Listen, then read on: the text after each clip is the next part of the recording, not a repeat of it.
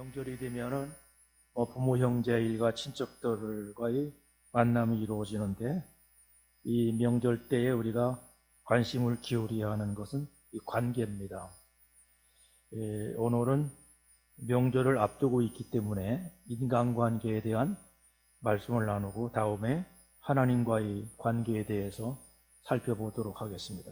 이 시간에는 더불어 화목하라 라는 말씀으로 은혜 받고자 합니다. 우리가 직장에서 효과적으로 자신의 맡은 업무를 수행하고 그리고 직업의 성공을 거두기 위해서는 세 가지 기술이 필요하다고 합니다. 첫째는 기능적인 기술, 두 번째로는 개념적인 기술, 그리고 세 번째로는 인간관계의 기술이라고 말합니다.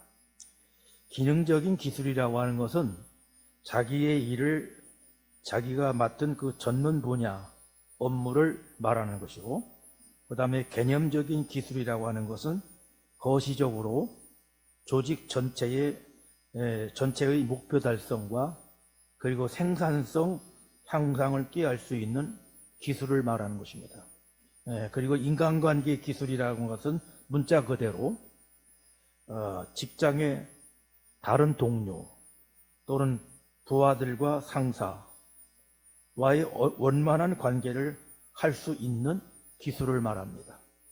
그런데 인간관계 기술이 직업적 성공을 거두는데 85% 정도이고 기술적인 지식은 15% 정도라고 밝혀지고 있어요. 직장에서 해고된 대부분의 사람들을 살펴보면 66% 정도가 대인관계의 실패 때문에 해고가 된 것이고 단지 34% 정도가 일과 관련된 기술이라든지 지식 부족 등의 원인으로서 해고되었다고 말합니다. 대인관계가 중요하다는 것을 지금 나타내 주고 있습니다. 특별히 하버드 대학 출신들을 대상으로 조사한 연구 결과가 있는데 결론은 비슷해요. 그들 가운데 머리가 좋아서 성공한 사람들은 15%이고 대인관계, 인간관계가 좋아서 성공한 사람이 85%였다는 겁니다. 이 연구 결과도 사람이 똑똑하다고 해서 반드시 성공하는 것은 아니라는 거예요. 그보다는 관계가 성공의 지름길이다라는 것을 증명을 해주고 있습니다. 우리 사회에 독불장군이라는 말이 있어요. 이 말은 본래 글자 그대로 혼자 힘으로 장군이 될 수 없다 하는 그런 말입니다. 근데 사실은 혼자 장군 될 수가 없지요. 주위에 거느릴 수 있는 쫄병도 있어야 되고 따르는 충진도 있어야 장군이 되는 것이, 따르는 사람도 없고 거느릴 사람도 전혀 없는데 혼자서 장군이 될 수 없는 거죠. 그런데 요즘에는 이 말이 좀 바뀌어서 사용하고 있어요. 혼자 어떤 일을 처리하거나 홀로 버티면서 고집을 부리는 사람, 혹은 여러 사람의 지지를 받지 못한 채 따돌림을 받는 이토리를 뜻하는 말로서 독불장군이라고 그렇게 바뀌어서 사용하고 있어요. 다시 말하면 그 사람은 남의 말을 잘 듣지 않는 독불장군이라서 주위에 사람들이 모이지를 않아. 이런 식으로 바꾸어서 사용하고 있습니다. 본래의 뜻은 혼자서 장군이 될 수 없다는 뜻입니다. 혼자서 성공할 수 없다라는 말과 상통하는 것입니다. 그렇습니다. 사람은 혼자서 살 수 없고 혼자서 성공할 수 없습니다. 우리가 이 땅에서 잘 되려면 무엇보다도 중요한 것이 인간관계입니다. 부모와 자식과의 관계, 부부관계, 형제관계, 친구와 이웃과의 관계, 직장 동료와의 관계, 같이 믿는 성도들과의 관계, 바로 이런 관계가 잘 되어야 모든 것이 잘 됩니다. 관계가 이렇게 중요합니다. 그래서 관계 성숙이 신앙 성숙이고, 관계 성숙이 인격 성숙이고, 관계 성숙이 영적 성숙이라고 할 수가 있어요. 그러므로 공부 잘한다고, 일 잘한다고 그래서 성공하는 것은 아닙니다. 성도가 인간관계를 맺을 때 가장 먼저 기억해야 할 말씀이 오늘 본문 중에 나타나고 있는데 바로 18절이에요. 18절을 우리 같이 봉독하겠습니다. 시작. 할 수 있거든 너희로서는 모든 사람과 더불어 화목하라. 성도들은 할 수 있다면 교회 안에서나 밖에서나 관계를 불편스럽게 만들지 말아야 합니다. 관계가 불편하면 참 곤란합니다. 할 수 있다면 모든 사람과 더불어 화목하게 지내야 합니다. 그렇다고 그러면 좋은 인간관계를 맺고 살기 위해서 우리가 어떻게 해야 하는가? 어떻게 해야 좋은 인간관계를 맺고 살 수 있는지 오늘 본문에서 그 해답을 찾으려고 합니다. 첫째는 축복하는 것입니다. 깨어나십시오. 개구리의 기도, 종교박람회 이런 등의 책을 통해 가지고 영적 가르침에 풍요로운 유산을 남긴 앤서니 디 멜로라고 하는 사람의 글인데 우리가 자주 들은 예화예요. 어느 사람이 마켓을 운영하는데, 가게를 운영하는데 맞은편에 새로운 마켓이 생기게 되었어요. 불안해진 그는 스승을 찾아가서 이제 망하게 되었노라고 하소연을 합니다. 10년 동안 마켓을 했는데 맞은편에 들어온 마켓 때문에 문을 닫게 될지도 모르겠다라고 걱정되어서 말을 합니다. 그러자 스승이 이렇게 충고를 해요. 자네가 새로 생긴 그 마켓 주인을 두려워한다면 그를 증오하게 될 것이고, 그 증오는 결국 자네를 망하게 하는 원인이 되고 말 것이네. 그는 깜짝 놀라면서 묻습니다. 그러면 어떻게 하면 좋을까요? 매일 아침마다 자네 마켓을 위해서 축복을 하고 돌아서서 길 건너편에 있는 마켓도 축복을 하게나.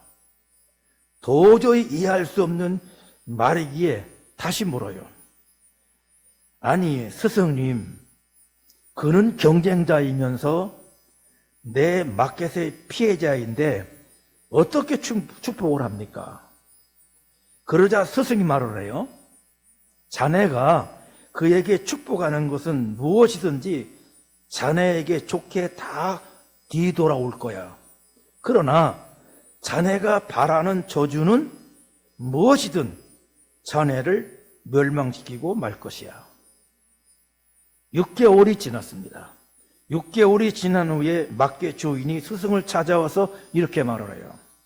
제가 걱정과 근심만 했다면 마켓 문을 닫았을 것입니다.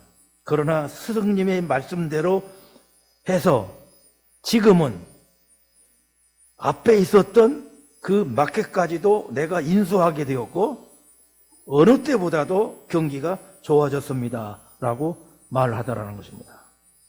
본문 14절입니다. 너희를 박해하는 자를 축복하라. 축복하고 저주하지 말라. 여기서 이 축복이라는 이 뜻은 좋게 말하라, 그런 뜻이 담겨져 있어요. 그렇다고 그러면 어떻게 박해하는 자를 좋게 말하고 사랑합니까? 어찌 핍박하는 자를 위해서 축복할 수 있습니까? 저주를 해도 시원하지 않은데 축복하라는 것이 이게 가능한 말입니까? 하지만 여기에 엄청난 은혜가 숨어 있습니다. 저주하는 자의 인생은 계속 저주를 받는 인생이 되지만 축복하는 자는 계속해서 축복을 받는 인생이 된다는 은혜입니다. 남을 축복하는 사람은 자신이 축복을 받습니다. 그리스도인들은 축복하는 인생이 되어야 합니다. 이 일이 어렵지만은 그래도 축복을 해야 합니다.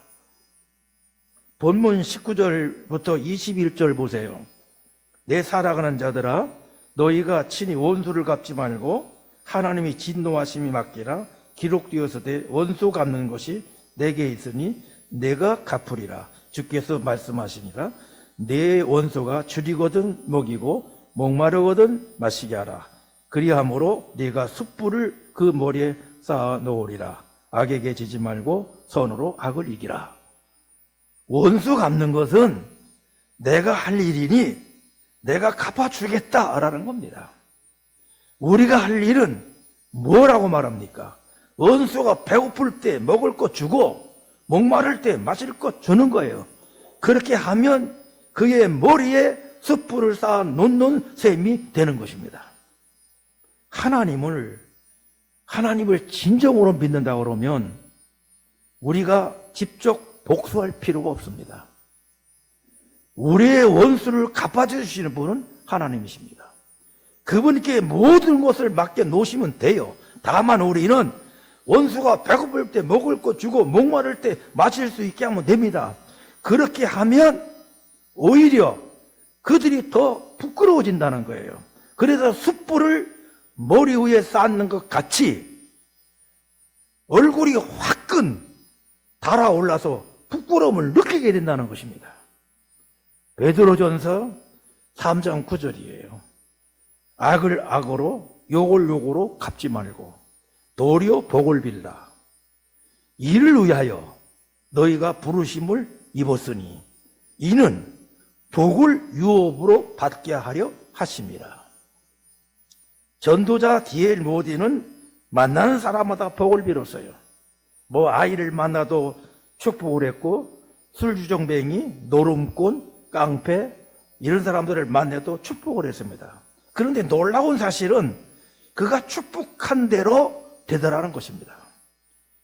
아이에게 축복을 했는데 그 아이가 성장을 해가지고 목사가 되고, 술주정뱅이에게 축복을 했더니 교회의 충성된 일꾼이 되고, 노름꾼이 변해가지고 새 사람이 되더라는 겁니다.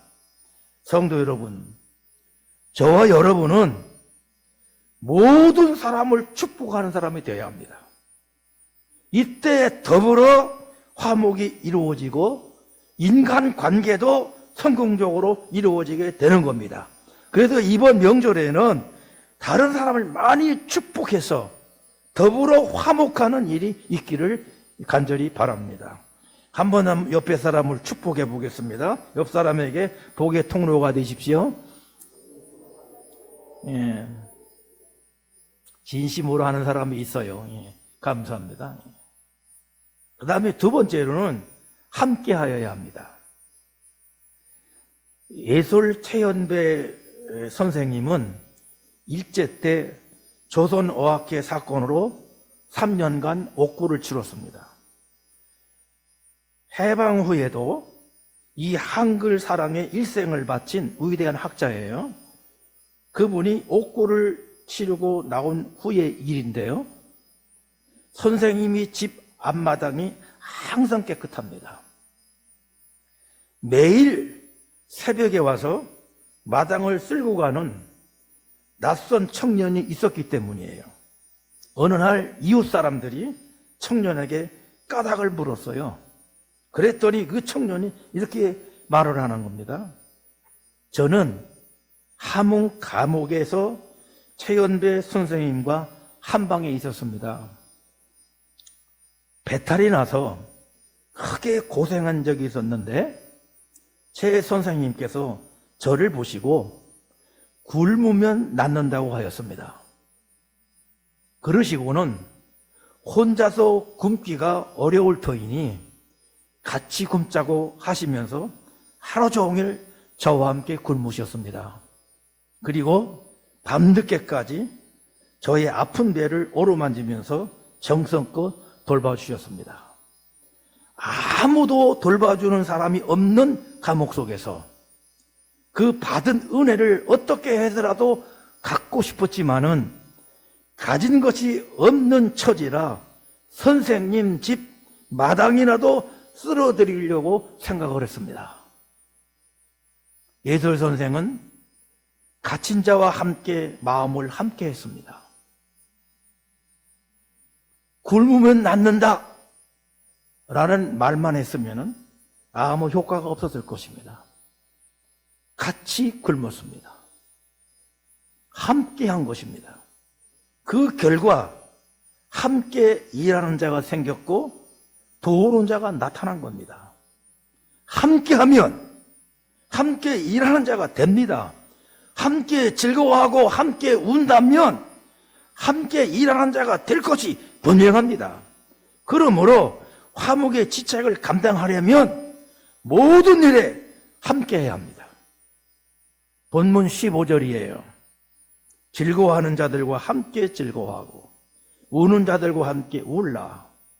화목은 함께 하는 데 있습니다. 슬픔을 함께하며 함께 우는 것은 영적이고 윤리적인 소양이 있는 그리스도인들이 할 수 있는 일입니다. 특히 잘 되는 일에 대해서 진심으로 기뻐해 주는 것은 결코 쉽지 않습니다. 이웃이 잘 되는 것에 대해서 시기하고 함께하지 못하는 것, 이게 이기주의적인 죄입니다. 울어줄 일이 있는데 함께 울지 않는 것, 웃어줄 일이 있는데 함께 웃지 않는 것, 바로 이것이 이기주의입니다. 우리는 이 이기주의를 극복하여야만 화목을 이루게 됩니다. 공감대를 가지고 즐거운 일에 함께 즐거워하고 슬픈 일에 함께 우는 마음을 가져야 합니다. 그때 비로소 더불어 화목의 역사가 펼쳐지게 되는 것입니다. 특별히 우리나라 속담에 사촌이 땅을 사면 배가 아프다는 말이 있어요. 아주 고약한 말이에요. 그리고 우리 민족의 병폐입니다. 사촌이면 얼마나 가까운 사이입니까? 그런데 가까운 사람이 땅을 사면 얼마나 축하할 일이에요. 그런데 축하는 하지 못하고 배가 아파서 못 삽니다. 이것을 한의학으로 이론적으로 한의학 이론으로 푸는 사람이 있어요. 마음이 언짢거나 답답하면 한의학에서는 간기체가 생긴다 그렇게 말해요.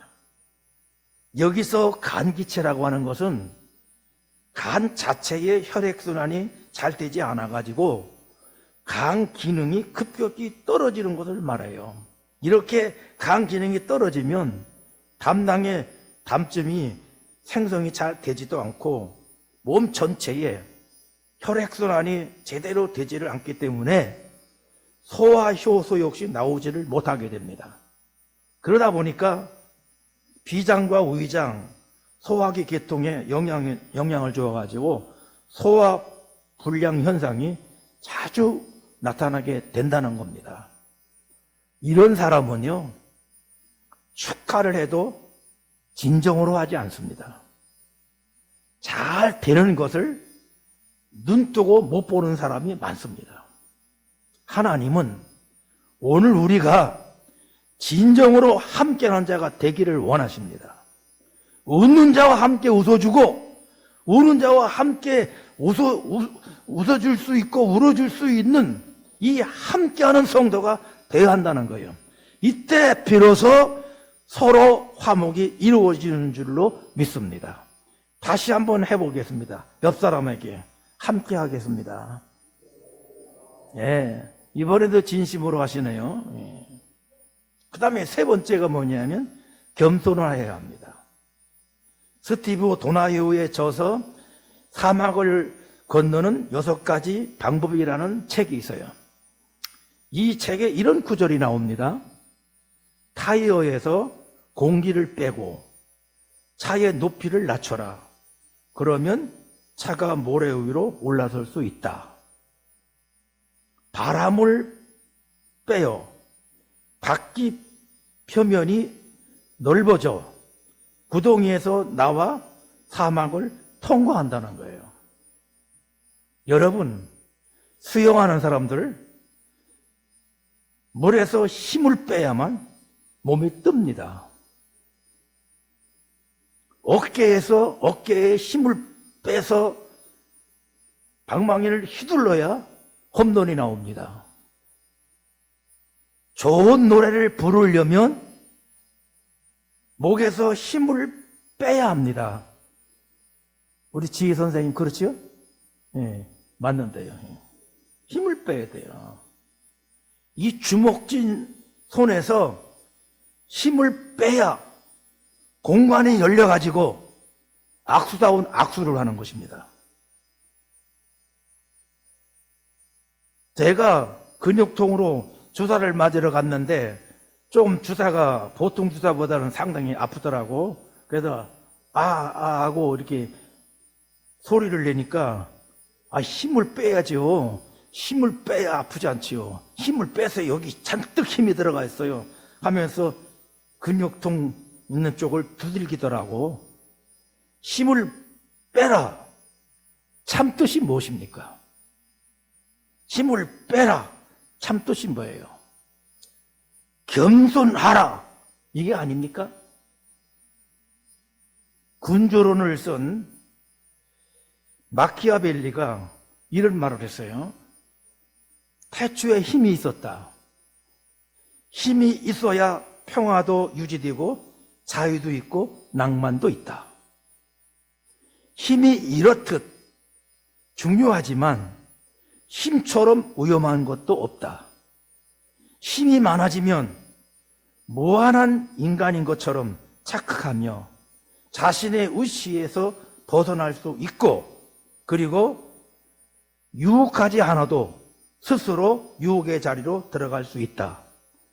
그런 사람에게 하나님은 종종 힘을 빼놓으신다. 이것이 은혜입니다, 여러분. 힘을 빼야 욕망의 구덩이에서 나와서 사막을 건너갑니다. 그리하여 힘을 주시는 것도 은혜고 힘을 빼는 것도 하나님의 은혜입니다. 그래서 고린도후서 12장 9절에서 바울이 말을 해요. 자신의 여러 약한 것들에 대해서 자랑을 한다. 자신의 약한 것을 자랑한다. 왜 자랑하느냐? 그것이 곧 자신에게 능력이 된다라고 고백을 합니다. 겸손할 때 주님의 능력이 머물게 된다는 거예요.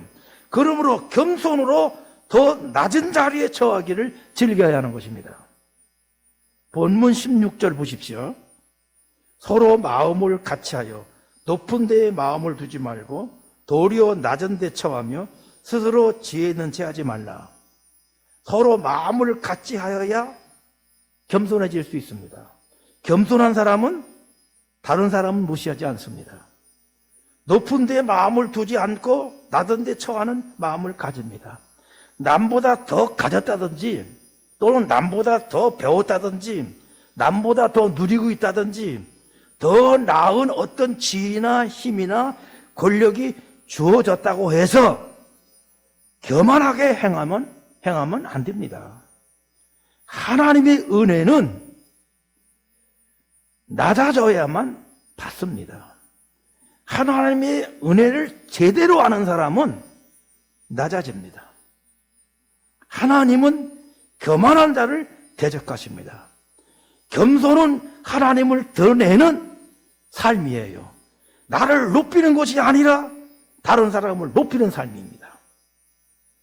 자신의 공로를 생각하고 자신을 높이는 모습은 이건 교만입니다.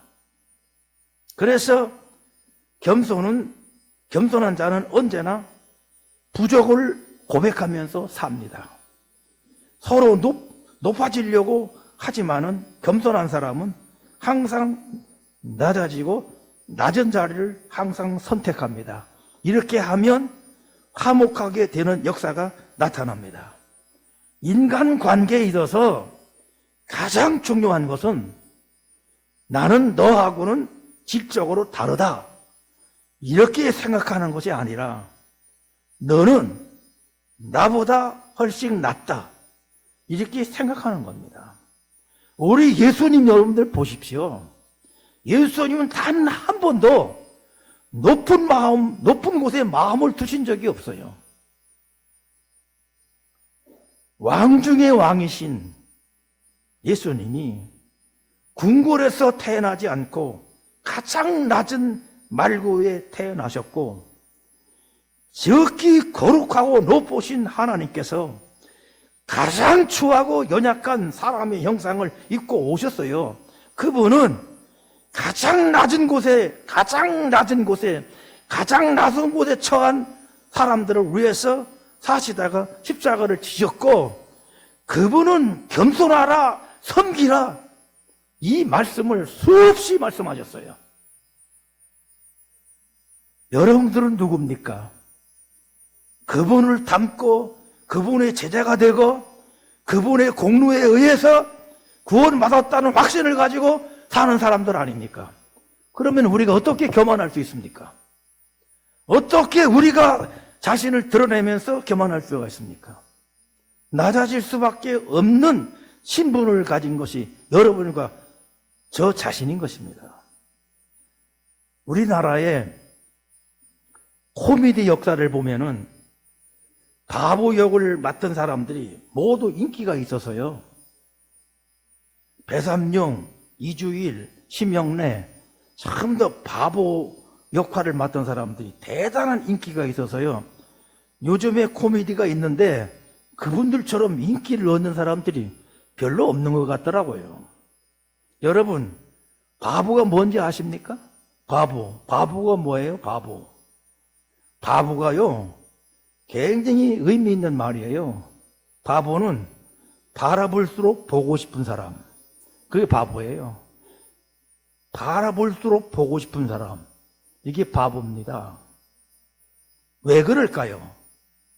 바보스러움은 사람들에게 친밀감을 주기 때문입니다. 그래서 인기가 있는 거예요. 그것도 따지자면 바로 낮아짐 때문입니다. 낮아짐 때문에.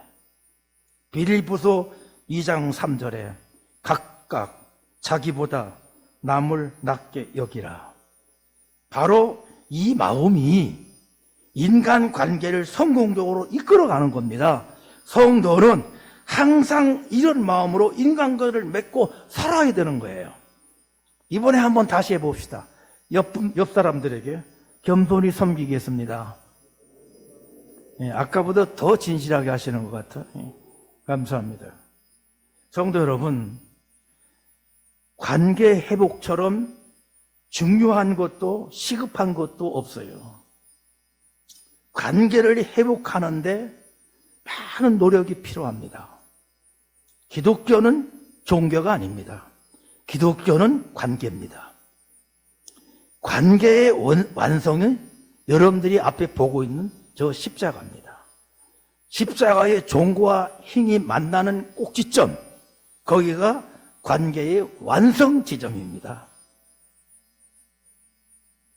관계는 회복시켜야 할 충분한 가치를 가지고 있습니다. 우리가 성공적인 인간관계를 맺고 살아가야 합니다. 그러기 위해서 오늘 성경이 우리에게 주시는 이 말씀을 잊지 않고 마음에 새기고 적용해야 합니다. 모든 사람들을 축복하는 자가 되라는 겁니다. 다 같이 축복하라.